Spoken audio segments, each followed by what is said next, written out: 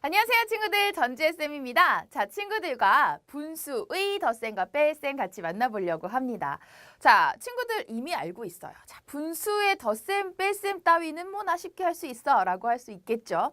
자, 그런데 친구들이 이전에 배웠던 혹시 통분이라고 하는 내용 기억하시나요? 그것을 우리가 잘 사용해서 어떤 또 넓은 또 다른 내용들을 같이 살펴보도록 할 겁니다.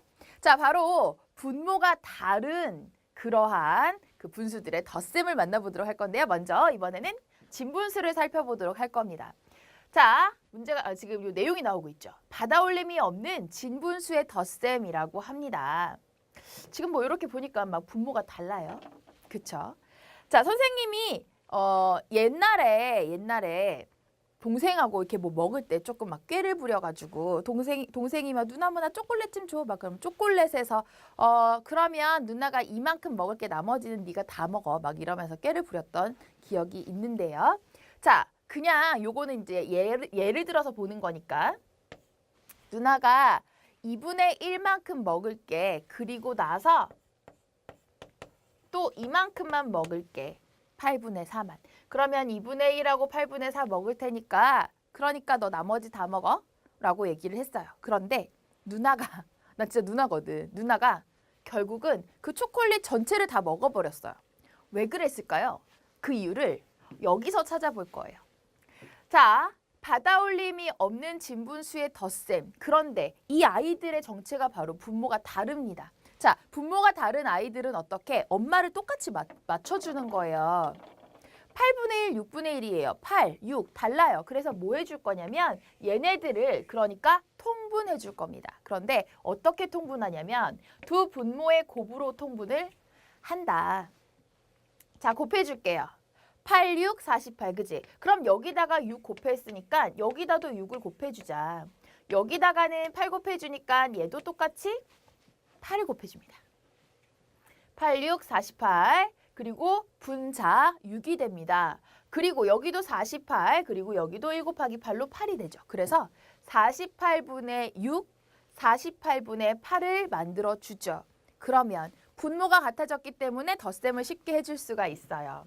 분모가 같으면 이렇게 분자끼리 더해주세요 라고 하는 거죠. 그래서 48분의 14로 나타낼 수 있는데 자, 우리 언니 오빠니까 이거 알잖아요. 바로 기하분수라고 하는 거.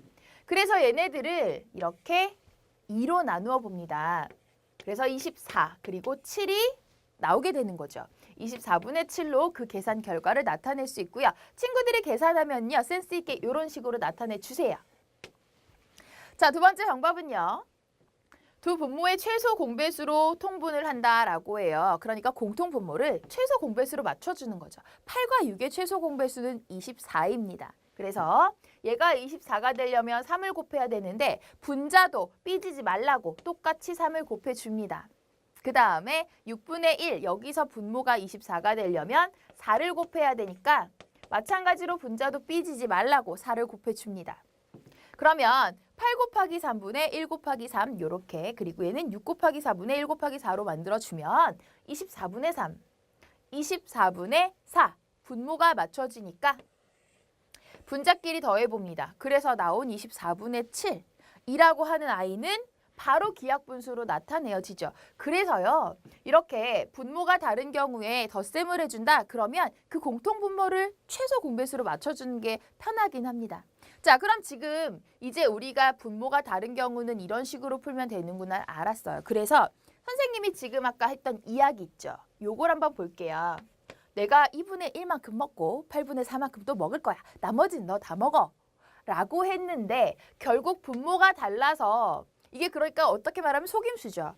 똑같이 분모를 맞춰보니까 얘는 4를 곱해주고 얘도 4를 곱해줘야 되죠. 8로 만들어줄 거거든요. 그러면 4가 돼요. 어라? 그랬더니 8분의 8이 되네요. 이게 바로 뭐예요? 1이에요. 그죠? 그러니까 나 다 먹을 거야. 너 먹지 마. 이 의미를 분수를 모르는 그 동생한테 불쌍한 동생한테 이렇게 속임수로 해서 초콜릿을 다 먹었다라고 하는 슬픈 이야기입니다. 자, 이런 식으로 우리가 분모가 다른 경우에는 통분을 해서 우리가 덧셈을 해줄 수가 있다라고 하는 건데요. 그렇다면 얘는 받아올림이 없었어요. 그냥 착하게 계산을 해줬으면 됐다라고 하는 건데 그러면 만약 받아올림이 있을 때는 어떻게 할까? 이 내용을 살펴볼게요. 두 분모의 곱이나 최소 공배수로 통분합니다. 이거는 당연한 거잖아요. 우리 방금 했던 거고요. 자, 계산 결과가 가분수인 경우 대분수로 고쳐서 나타냅니다. 라고 해요. 아, 요 정도는 센스 아닌가? 그치? 자, 4분의 3이랑 5분의 1을 더해주려고 하는데요. 4하고 5의 최소 공배수인 20이라고 하는 수는요. 그냥 두 분모의 곱으로도 나타낼 수는 있어요. 그래서 4 곱하기 5, 그럼 여기도 똑같이. 여기다 5 곱했으니까 너도 5 곱해줄게. 자, 여기다가는 4 곱해줄 거니까 너도 4 곱해줄게. 이렇게 되는 거죠. 20분의 15, 20분의 8입니다. 분모가 똑같이 맞춰졌기 때문에 분자끼리 더해보니까 23이 돼요. 분자가. 이거 가분수인데? 그럼 마지막 센스. 1과 20분의 3으로 대분수로 만들어주면 마무리. 자, 그러니까 결국 받아올림이 있는 i는 가분수일 때 대분수로 나타내자라고 하는 거 요것만 주의하시면 될 것 같네요. 자, 여기까지 개념 뭐 어려운 거 없죠? 내용 잘 정리하시고요.